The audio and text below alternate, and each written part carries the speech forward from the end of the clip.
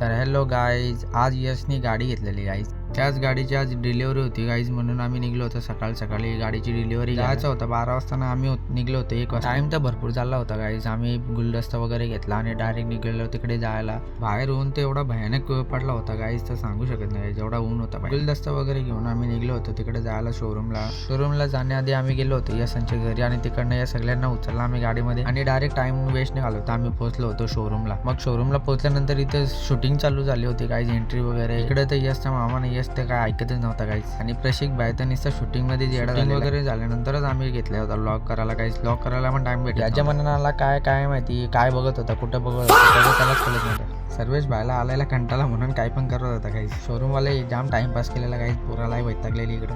थोड्याच वेळाने गाडी रिव्हील वगैरे झाली होती गाईज आणि यशला आम्ही गुलदस्ता वगैरे दिला आणि गाडी वगैरे घेऊन डायरेक्ट निघलो होतो घरच्या रस्त्याला गाईज. व्लॉग आवडला असेल लाईक शेअर सबस्क्राईब फॉलो करा गाईज. Bye bye.